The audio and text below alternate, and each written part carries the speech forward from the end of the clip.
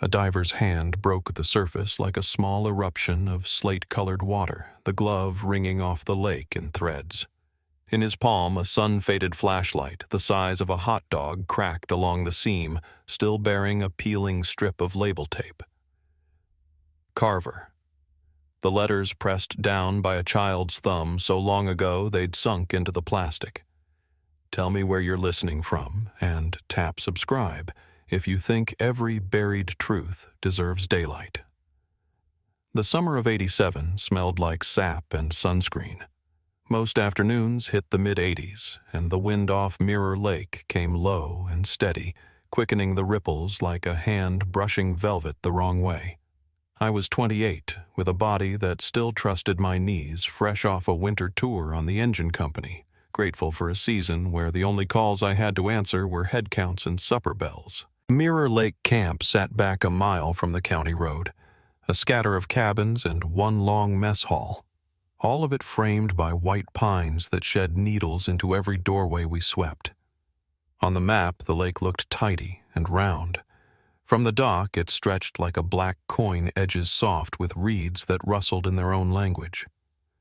I bunked in cabin 5 with 3 other counselors and a radio that only picked up baseball when the clouds cooperated.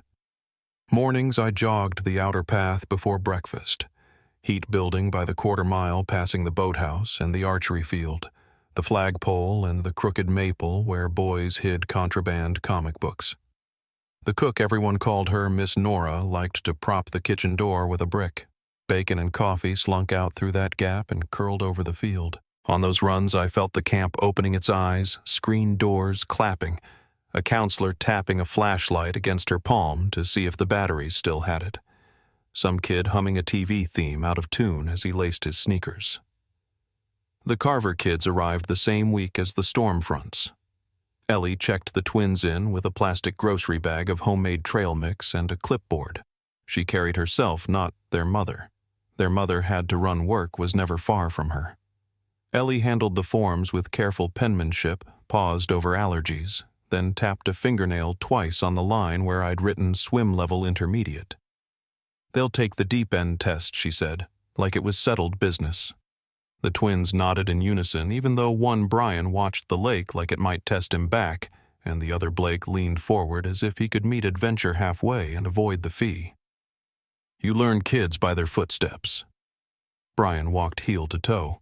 Blake slapped the boards with his whole foot and didn't look down. The first time I took them to the dock, Lisa Hart already had the lane ropes out and a whistle hanging smart against her red tank. Blake was first off the ladder, hands on the edge, breath fogging the wet metal eyes bright. Brian hung back, towing the seam where wood met water. Ellie sat on the bleachers with a book she never once turned. She didn't need to tell me which boy would need the second cue to jump some families' speaking glances. Margaret Price ran the schedule with military edges. When her whistle hit 7:55, it meant breakfast at 8 Huzura, not 8:01. She kept a ledger that would make a quartermaster proud, buried me once for misplacing 2 life vests and a bag of marshmallows. It wasn't lovable, but it kept the place honest. Parents trusted us with their kids, and that kind of trust is measured in inches. The distance from dock to water, from bunk to door, from dusk to the last flashlight checked back into the supply shed. Darren Michaels was new that year. Tall, tan, and reckless in shallow ways that played well to older campers. He had a habit of spinning the boathouse keys like a lariat. I warned him twice about letting kids see which key worked the padlock. He'd smile and say, "Yes, sir," then do it again when he thought I wasn't looking. If I'm telling the truth, we all took small shortcuts, left the oars on the bench instead of the rack, or gave an extra minute to free swim when the sky looked harmless. But I felt a grit under my teeth when Darren was around. He liked an audience, and audiences make boys bolder than they mean to be. Marissa Kane taught leatherworking in a corner of the mess hall and tied a bandana in her hair whether the day was hot or not. She had an easy way with the younger kids, the kind of patience you can't fake. If a kid fell hard, he reached for her before the first tear finished. She watched Darren the way I did, not with suspicion, exactly, more like you watch a campfire when the wind shifts and you haven't stamped down the last ember. The rhythm of camp made its own calendar: Monday tie-dye, Tuesday canoe basics, Wednesday camp-out, Thursday stories, Friday skits. Somewhere in there, the Carver twins turned the archery safety speech into a competition who could repeat back the rules with more flair. I told them both they'd make good lawyers. Ellie took a photo on a disposable camera and slipped the little wrist cord back over her hand 3 times, as if tying a ritual knot. She'd sit with them after dinner, knees touching the 3 of them, trading bites of something she'd saved from the mess line. Blake talked with his whole chest. Brian's smiles came small and quiet, like they didn't want to startle the moment. The first faint crease in that easy life arrived as a weather map. The county posted a storm watch by noon 2 days in a row, the big kind that starts as a haze at the horizon and builds its fists by supper. I kept a barometer on a nail in the boathouse because old habits die hard. It began to drop like a slow elevator. The lake answers a barometer as surely as a choir answers a pitch pipe. You can feel it before you see it. Mid-afternoon wake chopped the surface even when no boat was out past the swim line. The loons went scarce. That's when you count what matters: life jackets first, then paddles, then kids. I counted those things as if the numbers could plug holes in the clouds. A second creased the padlock. It had a way of sticking on humid days, and if you didn't jiggle it just so the shackle hung a hair out of true. I kept a spare graphite tube in my pocket and fed the lock a dose like medicine. That Wednesday, I came down after lunch and found the hasp just kissed closed, not snapped. Nothing missing. Keys still in my pocket. It could have been me rushed by a call for flag ceremony. It could have been Darren careless. It could have been any counselor who thought a near close and a true close were cousins. I snapped, it tugged hard, and walked away with a pebble of doubt riding in my shoe. That evening, the mess hall swelled with kid noise that made the rafters shiver. 20 conversations, metal cups, shoes, scuffing floorboards. Miss Nora served something she called Texas chili that had nothing to do with Texas but cleared your head. Margaret read mail call with dramatic pauses. Ellie got a letter that made her smile so wide I saw the 13 she still was. The twins got a padded envelope with 2 lengths of plastic cord and a bag of alphabet beads. Before lights out, they wore matching ankle bracelets, white and blue. B&B they'd spelled out together. When I made last rounds, they showed me their handiwork like it was a trophy from the county fair. Blake stuck his foot out first. Brian held his ankle, close, shy pride warming his face from the inside out. If there were rumors among staff that summer, and there are always rumors in ours, they took the shape of dares said in the wrong place. I heard Darren laughing near the north trailhead after Tap's laughter too large for the quiet that follows children's sleep. Heard a girl's voice answer with a "don't be stupid" kind of tenderness. I didn't go looking for the rest of that sentence. At 28, I still thought a calm word in daylight did more good than a flashlight lecture in the dark. That was my mistake. Most small mistakes are measured in the daylight they borrow from tomorrow. Thursday morning, the air sat heavy at 78 degrees well before 9. The dock sweated. We cut free, swim to half, and kept canoe practice tight against the south shore where the wind laid the water smooth. I reminded Darren, not gently, to keep the keys in his pocket, not in his hand. He rolled them once, twice, and tucked them. "Yes, sir," he said. I pretended the sarcasm wasn't there because I wanted the day to behave. We all did. The Carver kids moved through the hours like they belonged to the place. They'd fetch stray tennis balls without being asked. They'd stack plates at the scullery window. When a younger camper cried because a friendship bracelet snapped, Ellie knelt and tied a new one with her own cord. She had hands like her mother's, capable quick. The twins raced each other to the flag at evening retreat, the kind of all-out sprint that throws your shadow ahead of you. Blake beat Brian by a step and then touched his shoulder, making the wind smaller. After supper, the sky went the color of a steel bucket and held.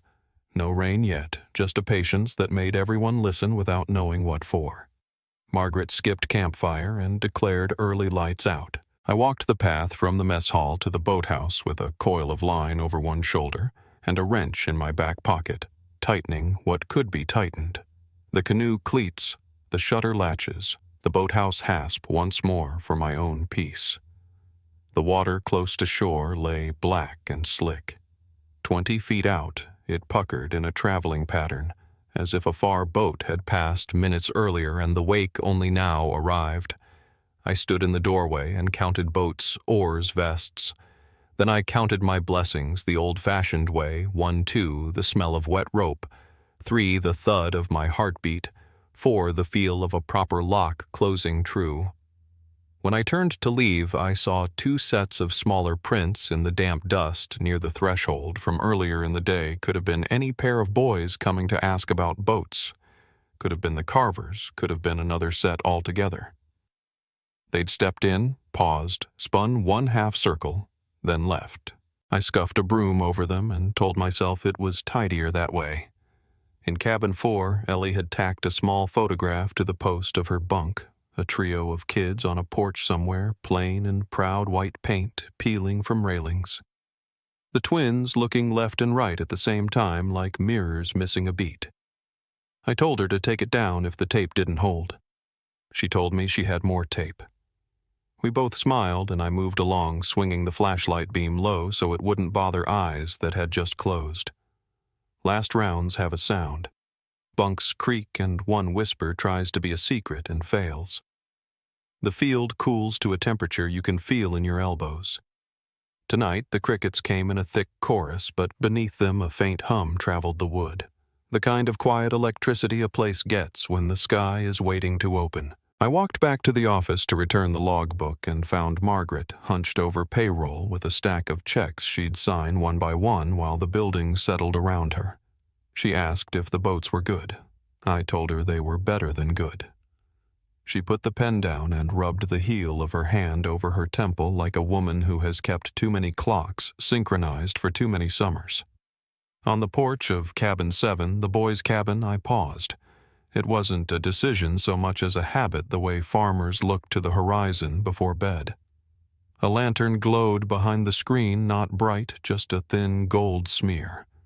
Inside, I heard the small cough of a boy clearing his throat into a pillow and the quick hush of another boy telling him to quit it. Every summer has its pair who talk in the dark until the room settles.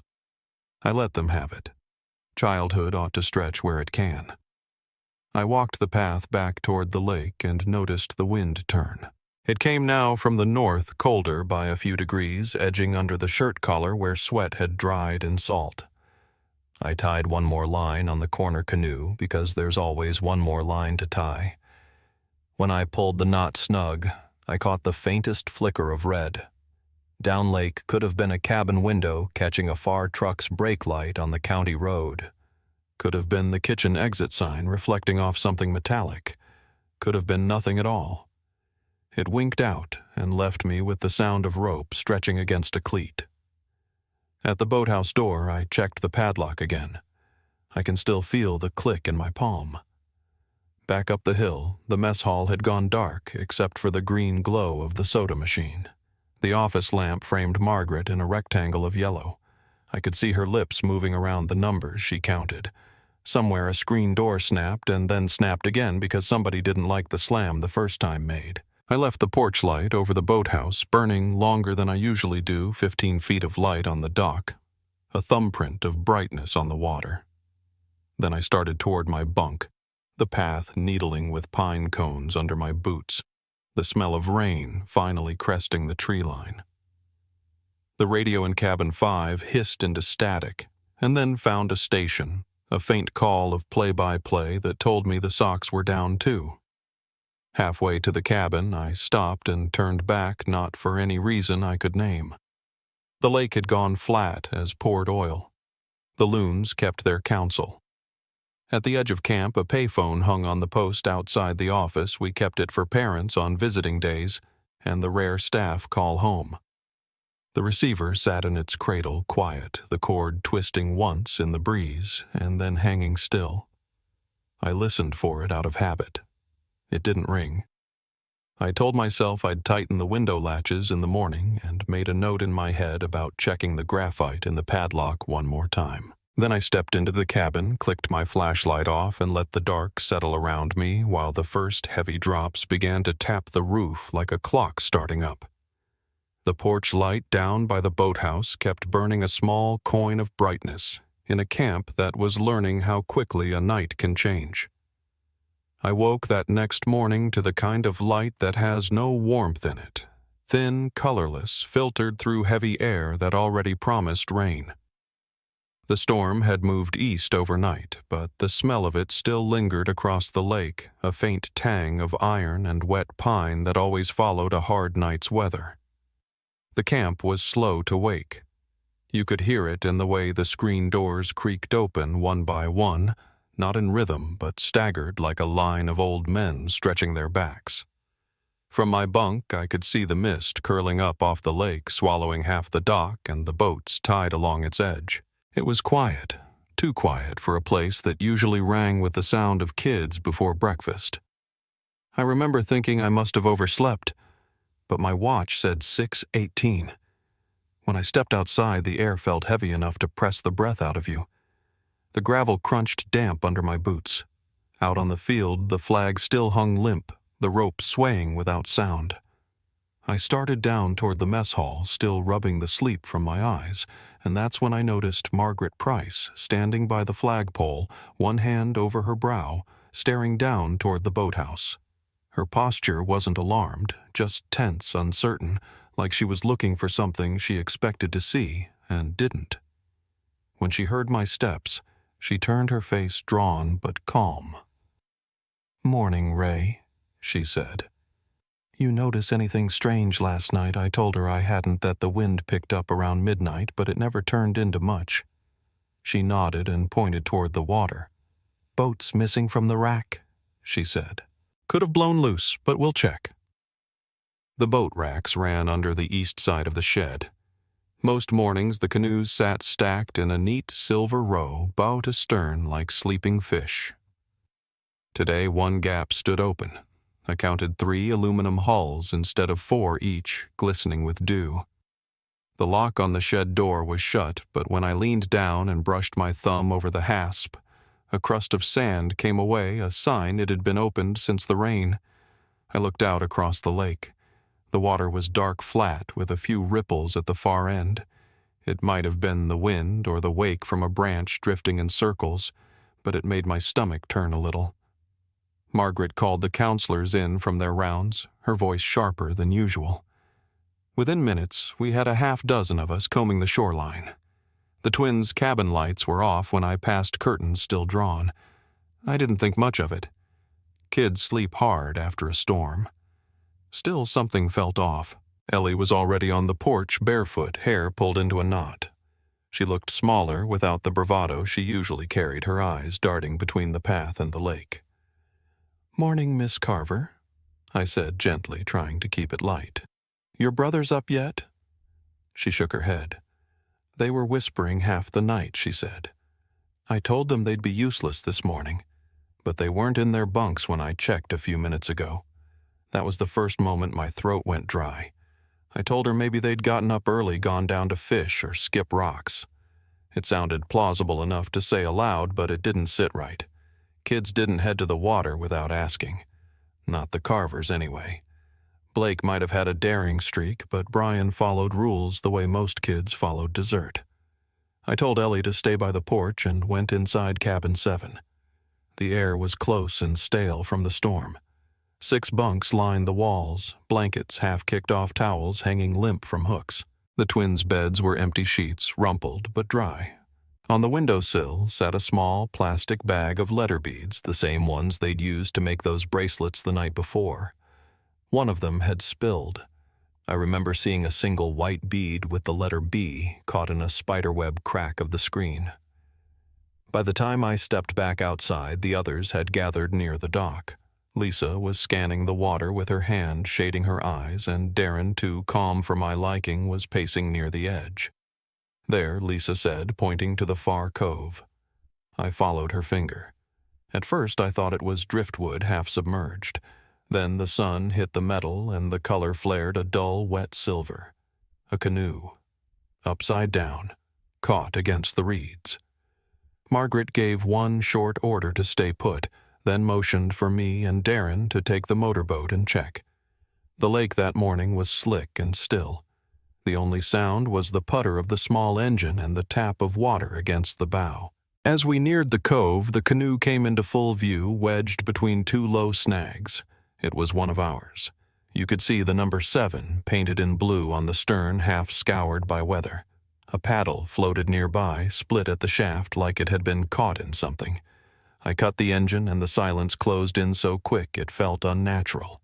Darren leaned over the side and grabbed the hull. "Empty," he said, voice flat. I climbed out onto the half-sunk log to steady us, my boots sinking into the moss. Inside the canoe, just rainwater and pine needles. No life jackets, no shoes, just a single flashlight rolling in the shallow pool at the bottom. I recognized it before I even picked it up, the little yellow one the twins always carried at campfire. When we brought it back, the camp had gone still. Kids were gathered in clusters, counselors whispering at the edges. Margaret had already radioed the county. Ellie stood apart, hands balled into fists, staring at the returning canoe like she could will her brothers to appear. I didn't have the right words. Nobody did. By noon, the sheriff's truck came down the gravel road. A deputy started taping off the dock area while divers prepped their gear. That afternoon, blurred into a kind of slow-motion panic, parents called, counselors questioned, and the storm that had passed over us left a new one behind. I gave my statement twice that day, once to the sheriff, once to a state investigator who drove up from Concord. I told them I'd locked the boathouse, that the key stayed with me. They asked if anyone else had one. I said only Margaret and the maintenance man who wasn't even on shift that night. They asked if I'd noticed the twins acting odd. I mentioned the bracelets, the laughter before bed. Nothing more. It all sounded harmless in daylight. But there was a tone underneath their questions that told me they were already turning over darker possibilities. By dusk, the search had spread to both shores. Flashlights swept through the trees in neat lines. Boats crisscrossed the lake until their wakes met in the middle like a stitched seam. When the last light faded, I walked the shoreline alone, the smell of fuel and mud thick in my throat. Somewhere across the water a loon called long and low, the sound echoing off the pines. It made the whole place feel older, like it had seen this kind of loss before. They found nothing that night. No footprints beyond what the rain had already washed clean. No clothes, no signs of struggle. Just the overturned canoe and a current that told no stories. Around 10, I saw Margaret standing on the mess hall steps, a clipboard pressed against her chest like a shield. Her face was hard to read, part grief, part calculation. She was already thinking of liability, I could tell. Camps live and die on reputation, and this one had been hers for 20 years. She nodded once when our eyes met, but she didn't speak. Behind her, I saw Darren and Lisa sitting apart, not talking. Their shoulders hunched forward, eyes lowered. Something about their stillness bothered me. It wasn't guilt I saw then, just the quiet of people who knew more than they'd say. When the sheriff called off the night search, the deputies parked their cars by the trailhead and promised to return at dawn. I couldn't sleep. None of us could. I sat by the window of my cabin watching the last of the lanterns die across camp. Around midnight, the rain started again, light this time, barely a whisper on the roof. And underneath that soft rhythm came another sound. Faint, rhythmic, like wood tapping wood somewhere out on the lake. Maybe it was the dock shifting, I told myself, or an oar still adrift. But the sound came and went in such deliberate beats that I counted them without meaning to. 4 taps, a pause, then 3 more. When it stopped, the silence felt alive. The next morning, news vans crowded the gravel lot. Parents arrived before breakfast, faces gray with panic. Ellie sat on the steps of the lodge, wrapped in a blanket, her eyes hollow from crying. She didn't want to leave, said she'd wait by the water. Margaret tried to convince her otherwise, but the girl wouldn't move. Eventually, the sheriff let her stay as long as she stayed clear of the divers. I saw in her the same stubbornness I'd seen in Brian, the refusal to yield even when the truth was already circling like a cold wind. By noon, the divers surfaced again, shaking their heads. Nothing. The sheriff made a point of announcing it to the gathered staff, no sign of foul play, no reason to assume anything but an accident, but I could hear the doubt in his voice. We all could. That afternoon, they found 2 sets of footprints in the mud near the north dock, small ones matching sneakers. Next to them, deeper prints, larger the treads, uneven, possibly boots. The sheriff said they could have been mine or anyone's from the day before, but when he showed me the plaster casts later, I knew they weren't mine. Too wide, too flat, and there was a small chip in the heel of one tread like a chunk missing. I'd seen that before Darren's old work boots, the ones he wore around camp. I didn't say anything then. I wanted to be sure before I started an accusation I couldn't prove. But the image stayed with me, the uneven prints beside the smaller ones, the last steps before the water erased them. That night I took a flashlight and walked the perimeter again. The air had cooled into the 50s, the kind that fogs your breath even in July. I stopped by the boathouse and ran my hand over the lock. Still closed, still tight. I didn't realize my fingers were trembling until I heard the metal rattle. Across the water, a cabin light flickered once, then went dark. Somewhere behind me, the phone in the office started ringing, slow, steady, insistent. It rang long enough for me to start toward it, but by the time I reached the porch, it had stopped. The camp was silent again. The air hung thick with the smell of wet earth, and for the first time since the storm, I felt certain something terrible had already happened. In the morning, Margaret would tell us the search was being scaled back, that the lake had given all it could. The press would move on the story, shrinking into rumor. But that night, standing alone in the half-light of the boathouse, I could still hear the water tapping against the dock, soft, patient, and steady as breath. And though I couldn't explain it, I knew in my gut that the lake was holding something close, something it wasn't ready to return. The sheriff's trucks rolled out before sunrise, leaving the gravel road rutted and soft. I watched their taillights fade into the mist, a red pulse that disappeared behind the birches. The camp was half awake by then, coffee smell drifting from the kitchen kids whispering about what they'd overheard, but the air had changed. It wasn't grief yet, not officially, but it was something close. The kind of quiet that settles when people realize the story they've told themselves doesn't fit anymore. I stood by the water long after the engines were gone, the lake still gray and flat as slate, and I remember thinking it looked almost peaceful, like nothing bad could exist beneath it. That lie carried me farther than I'd like to admit. Margaret called an all-staff meeting mid-morning. She'd put on her khaki director's vest, the one she wore for inspection days, as if a uniform might keep the chaos from spreading. We gathered in the mess hall blinds drawn against the press outside. News vans had already started to appear on the access road, their satellite dishes rising like mechanical herons. Margaret's voice stayed even, almost rehearsed. The search would continue through the weekend, she said. The camp would suspend activities, cooperate fully with authorities. She read from a paper when she said those words, and when she folded it away, the room didn't move. Darren sat in the back chair, tipped arms, crossed eyes, fixed on the floor. Lisa sat near the window, twisting a piece of string in her lap. Marissa stood beside me, her face pale, jaw clenched. I could hear her breathing through her nose like someone fighting nausea. When it ended, I stepped outside, needing air. Ellie was sitting alone on the steps of the nurse's cabin, knees pulled up her blanket drawn around her shoulders, even though the morning had turned warm. I walked over, sat a few feet away. She didn't look at me at first. Her eyes were fixed on the dock, the one with the fresh caution tape stretched across the posts. "They're not coming back, are they?" she said quietly. I told her no one knew that yet. "I do," she said, voice flat. "They promised me they'd do something big. Something legendary. I should have stopped them. I didn't have an answer to that.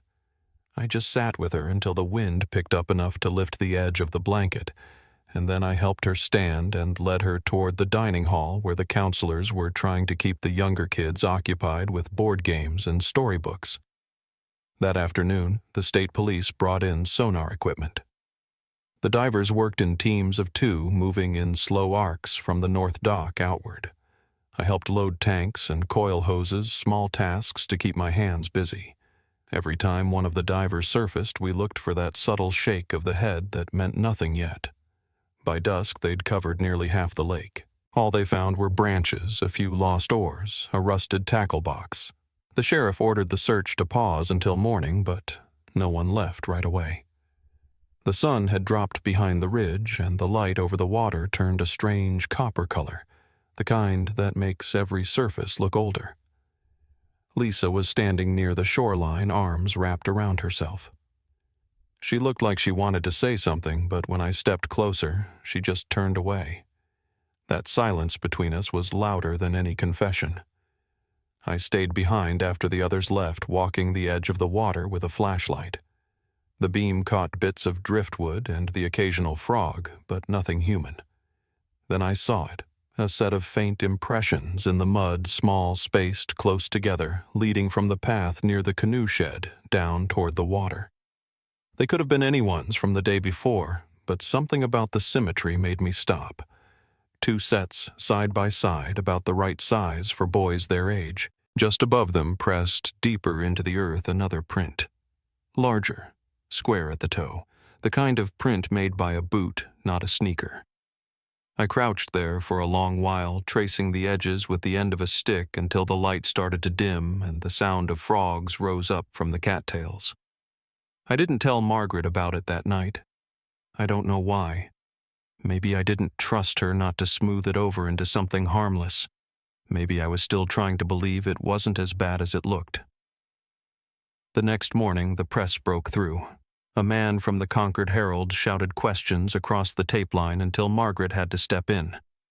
The parents arrived soon after Ellie's mother, first pale and tight-lipped, gripping a photograph in one hand.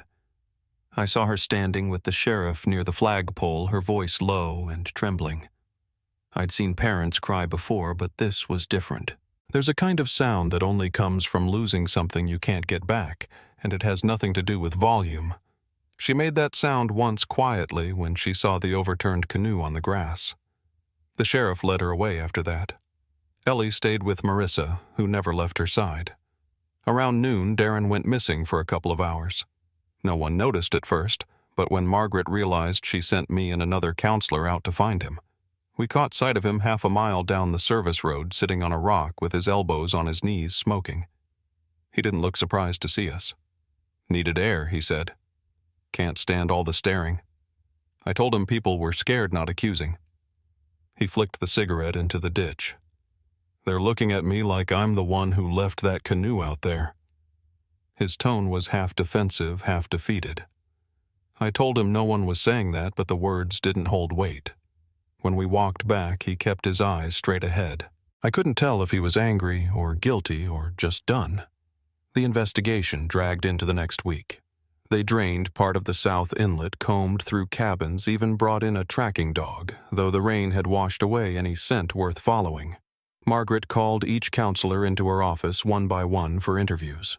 When my turn came, she closed the door and poured herself a cup of coffee. She didn't drink. She wanted to know if I'd seen the boys that night, if I'd noticed any staff breaking curfew, if I'd been near the boathouse after lights out.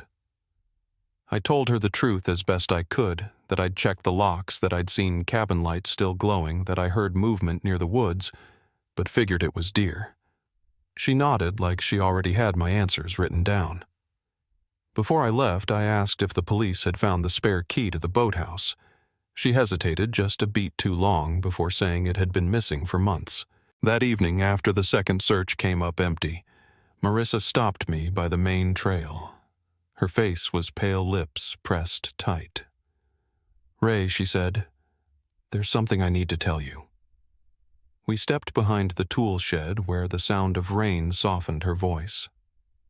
She said she'd seen Darren and Lisa by the docks that night after lights out. They'd been arguing. She didn't catch words, just tone sharp, heated. She thought maybe it was a lover's spat, didn't want to get involved. Later, when the storm hit, she saw a lantern light out on the water, 2 small circles bobbing near the north point. At the time, she thought it was staff checking for strays. But now she said voice catching. "I'm not sure what I saw." I told her to go to the sheriff, but she shook her head. "I can't, not without proof." Then she walked away before I could say more. That night, I couldn't shake the image of those 2 lights. I went down to the boathouse again, flashlight in hand. The door creaked when I opened it. The air inside was thick with the smell of wet rope and mildew. I ran the light along the rack's 3 canoes, now 2 oars short, 1 life jacket still dripping on its hook. I crouched near the lockbox where we kept the emergency keys. The latch was bent, the edges scraped as if someone had pried it open with a screwdriver. The missing key hadn't been lost. It had been taken. I stood there in the half-dark listening to the water lapping against the dock. Every small sound made me turn the groan of a board, the thump of something brushing the hull outside. When I finally stepped out into the night air, I saw Darren standing by the tree line, half hidden in shadow, a cigarette burning between his fingers. He didn't speak, just flicked the ash, nodded once, and walked off toward the cabins. The following morning, the sheriff announced they were scaling back the search. Without evidence of foul play, he said it was officially a missing persons case. Margaret read the statement to the campers as if it were an announcement about a canceled swim meet. The kids were quiet, some too young to understand, others old enough to know what missing really meant. By afternoon, buses began arriving to take them home early. Parents loaded duffel bags, avoided eye contact, whispered promises that no one believed. By evening, the camp felt hollow. A handful of us left behind, cleaning up a place that suddenly didn't belong to us anymore. That last night, I walked down to the lake alone. The moon hung low and yellow, the kind that turns every ripple to silver. I sat on the edge of the dock, feet hanging over the water. The lake looked the same as it always had, calm, endless, but I couldn't unsee the space where the canoe had drifted, couldn't forget the sound of Ellie's voice breaking when she said she knew they weren't coming back. Somewhere across the water, a light flickered, once a reflection maybe, or a cabin window miles away. It lingered just long enough to draw my eye, then vanished. Behind me, the camp was dark except for the porch light by the office. I thought about the footprints, the missing key, the fight Marissa overheard, about the way Darren's shadow had looked stretched across the trees. None of it fit cleanly together yet, but the shape of it was forming the outline of a night that hadn't gone the way anyone claimed. I took one last look at the lake before heading back up the hill. The wind carried the faint creak of the dock behind me, wood straining against its posts. It sounded almost like breathing. I told myself it was nothing, just the lake settling. But deep down, I knew that sound had been there all along, waiting for someone to finally hear it. The first snow came early that year, soft and wet, turning the pine needles slick and dark before it melted away by noon. I remember standing by the water's edge, that strange in-between season, when the air can't decide if it's fall or winter, and wondering why I was still there. The camp had been closed for weeks. The cabins shuttered, the bunks stripped bare. Most people in town had already moved on, folding the story of the Carver twins into a neat, uncomfortable silence. They called it an accident, the kind polite people don't question out loud. But silence doesn't mean peace, it just means nobody wants to keep bleeding. I stayed because the sound of the lake still haunted me. Because sometimes you have to go back to where the noise began if you ever want it to stop. The official search had ended months earlier. The state wrote its final report, the sheriff boxed up the evidence, and the press stopped calling. I kept in touch with Ellie here and there, mostly through letters. She'd gone back to school, but her words always felt like they were written through fog. If they were alive, she once wrote, someone would have seen something by now. But if they're gone, why didn't the lake give them back? It was a question that kept both of us up more nights than we admitted. In late September, I got a call from the county. A new detective, Lena Sloan, had taken over a small batch of cold cases the Carvers included. She said she'd found my name on a witness list and wanted to meet. When I pulled up to the county building, she was already waiting outside, leaning against a government sedan with a thermos in her hand. She wasn't what I expected. Younger than me by a decade, sharp eyes, calm voice, no small talk. "You were a counselor," she said as we walked to her office. "You locked the boathouse that night." It wasn't a question. I told her yes, and that I'd told every version of that story the same way for 30 years. She smiled, just enough to make the words feel like a test. She laid out the evidence as it stood: one overturned canoe, a broken paddle, no footprints left worth trusting. The key to the boathouse had been pried loose from the lockbox, and someone sometime before the storm had signed the logbook in pencil. She showed me a photo of the entry. The date matched that night the name barely legible D. Michaels. I hadn't seen Darren since the camp shut down. He'd moved out west, got into construction, kept to himself. But seeing his name written in that slanted scrawl brought the air right out of my chest. He was a kid, I said finally. Reckless, sure, but not cruel. Lena didn't answer right away. She just tapped her pen against the photo and said, "Cruelty isn't always the point.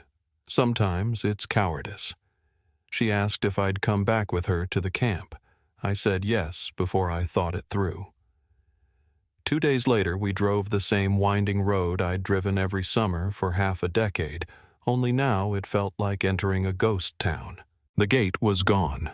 The sign half collapsed. The cabins slouched into the trees. You could still see the faint outline of tire ruts in the gravel, as if the place hadn't realized it was abandoned. When we parked near the old mess hall, a figure was already waiting by the steps, Ellie. Older now, gray streaks in her hair, but I'd have known her anywhere. She'd heard about the reopening from the detective and wanted to be part of it. When she hugged me, she didn't cry. She just held on as if she was anchoring herself to someone who remembered the world before it broke. We spent most of that first day walking the property. Lena moved methodically, taking photos, marking coordinates, documenting rot and silence with equal attention. In the old office, we found the ledger that had recorded every camper, every meal, every supply run. Its pages were warped from years of moisture, but the ink had survived. She laid it open to July 1987. There it was again. Storm power loss reported missing. B. Carver. B. Carver. Beneath it, faint pencil notes half erased. Lena tilted the book toward the light. 2 names had been added and rubbed out. One ended in S.A. The other might have been Dear. I didn't have to guess the rest. Ellie found an old photo taped to the back of a cabinet door. It was the campfire from the final night before the storm. You could see the kids lined up in a half-circle shadows, stretching across the dirt. In the center, Darren and Lisa stood with lanterns, one red, one white, their faces blurred from motion. Behind them, the twins were laughing. I remember that night, the lightning still far away, the air sharp and alive. A dare passed in whispers. The Midnight Pact, they called it, though none of us adults were supposed to know. A game for the older counselors, one last adventure before the end of summer. It was supposed to be harmless, but somewhere between the challenge and the storm, it twisted. That evening, Lena sat us down at a folding table in the old dining hall. The roof leaked and rain dripped steady into a bucket beside her chair. "I've been through the old staff rosters," she said. "Most of them scattered after the closure. But 2 names keep resurfacing in local records, Darren and Lisa, both living within 50 miles. We'll talk to them."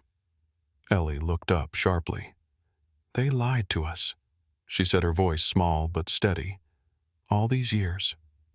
Lena nodded. "Maybe. Or maybe they were just scared kids who never learned how to carry it." The next morning, the three of us drove to a diner just outside town. Darren agreed to meet. He came in wearing a work jacket, hair gone thin, eyes the color of old denim. He looked like every man who's spent too long trying to forget something that won't leave. He didn't shake my hand, just slid into the booth across from us and said I figured this was coming. Lena started gently asking him to walk through the night of the storm. He spoke in clipped bursts, said the pact had been a joke, that the twins wanted to prove themselves, that no one thought they'd really take the canoe. "The rain came hard," he said. "We couldn't see a thing." When Lena asked if he followed them, his jaw tightened. "We were on the dock," he said. "Lanterns out. We shouted for them to come back. Next thing I know, the canoe flipped. We looked. They were gone." Ellie's voice broke the pause that followed. "And you left?" she asked. Darren looked at her like he hadn't realized she'd be there. His mouth closed again. "We thought they'd make it to shore," he said. "I went back for help. Mrs. Price told us not to talk about it until the authorities arrived. She said rumors would ruin the camp." The words fell flat. You could hear the lie in the careful way he arranged them. I asked what happened to the life jackets. He hesitated, then said he didn't remember. But guilt has its own language, and I'd been fluent in it long enough to know what it sounds like. After he left, Lena looked down at her notes and exhaled. "That's not the whole story," she said. "Not even close." She made a call from the car, arranging a second interview, Lisa Hart, now a nurse in Hanover. We met her 2 days later in a small apartment that smelled of disinfectant and lavender. Her hands trembled as she poured coffee. When Lena mentioned Darren's name, her eyes filled before a word was spoken. "I told him we should go back," she said. "He said it was too late. He said no one would believe us." Her voice cracked on the word believe. She told us she'd seen the twins struggling to right the canoe, that she'd reached out from hers and caught Blake's arm for a moment before the wind tore them apart. "I see it every night," she whispered. His eyes, he wasn't scared for himself. He was scared for his brother. We left her sitting at the kitchen table, staring into nothing. Outside, Ellie leaned against the car, her breath visible in the cold air. She didn't cry, not yet. "They left them there," she said quietly. "My brothers called for help, and they just left." I wanted to tell her something comforting, but truth doesn't offer comfort. It only asks you to keep standing. Lena promised her that the case would be reopened formally, that with both confessions, there was enough to file for negligent homicide. But Ellie wasn't listening anymore. She was looking out across the hills, eyes distant, as if she could still see 2 small figures drifting into the dark. That night, back at the lake, the wind had risen again. The old dock groaned against the pilings, and the water slapped the shore in irregular beats. Lena walked the edge with a flashlight, checking where the divers would start the next morning. I stood by the boathouse, the same one I'd locked that night, and pressed my hand to the cold metal of the hasp.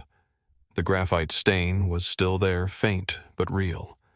When I looked out across the lake, I could almost make out the line where the north dock used to be, now nothing more than rotted posts and shadow.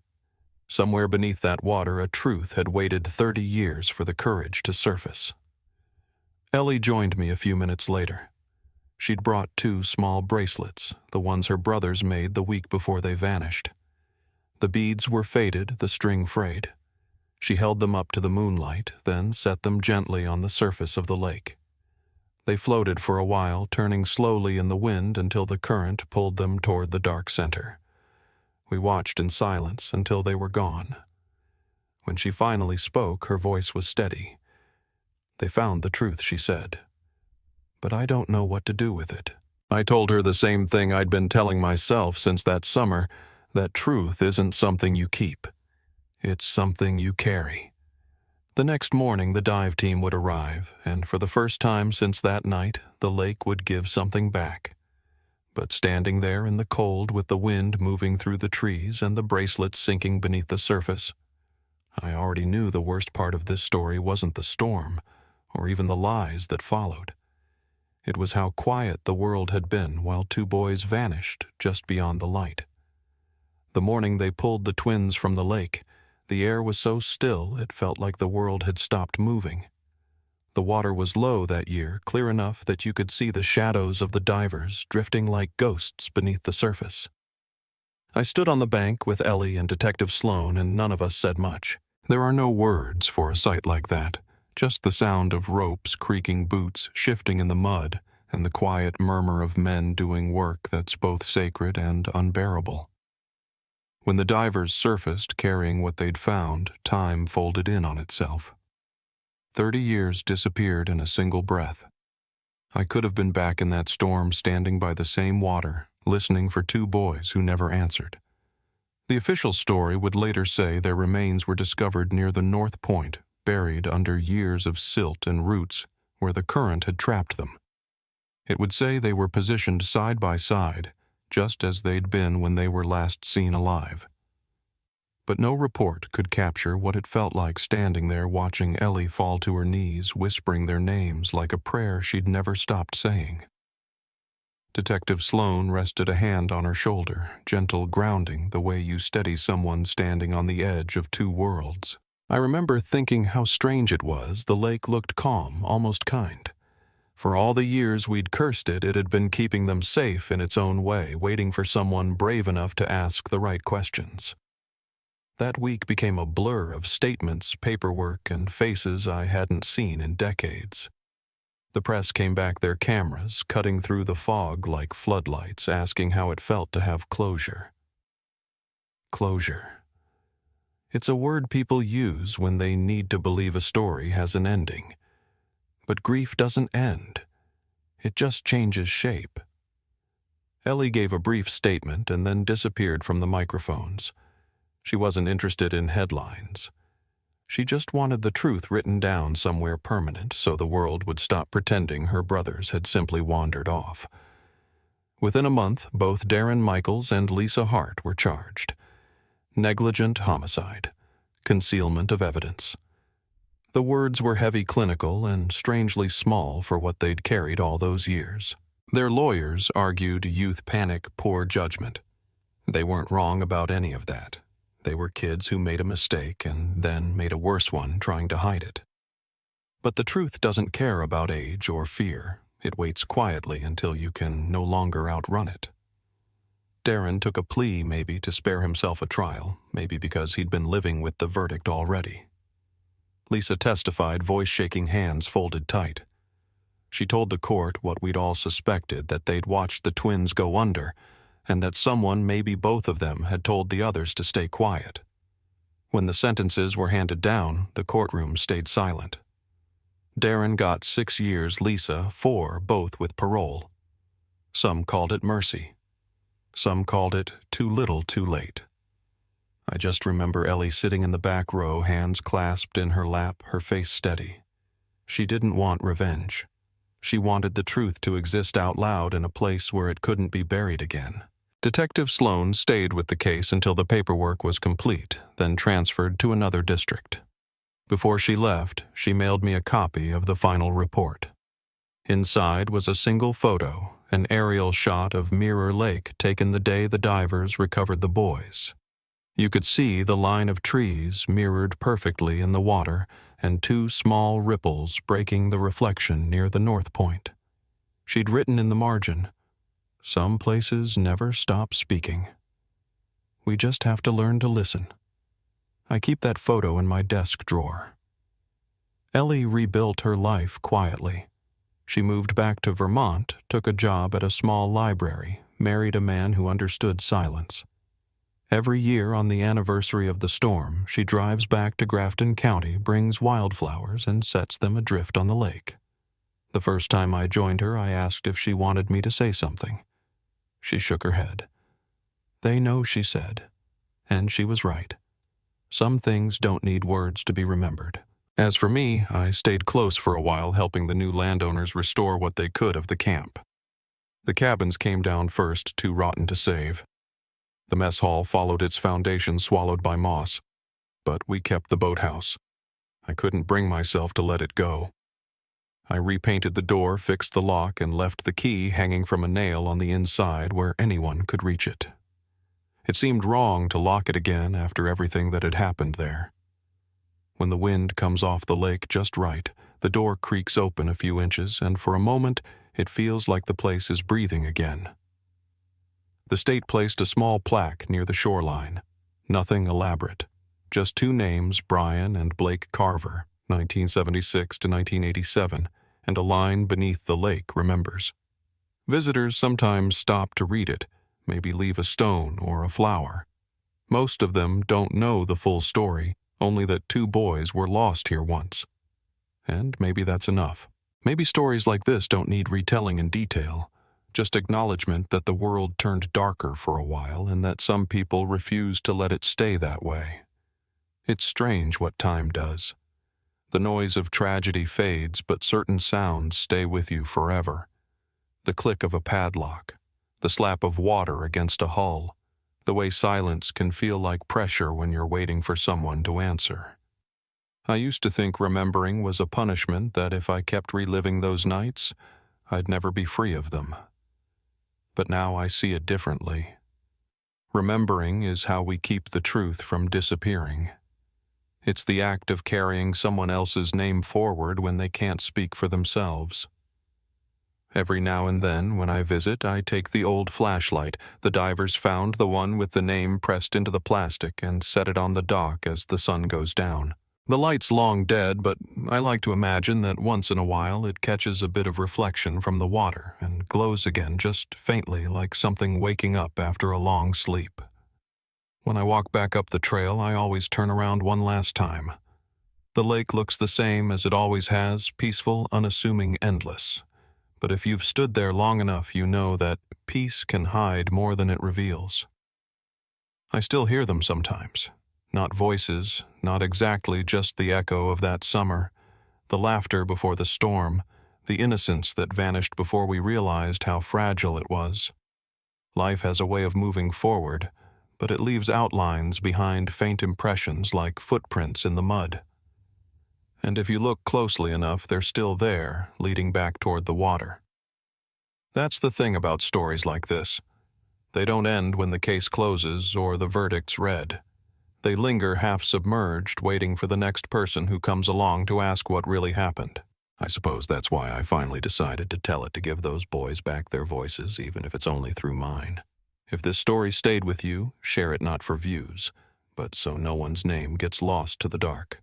Somewhere out there, another quiet lake holds its own secret, waiting for someone willing to listen.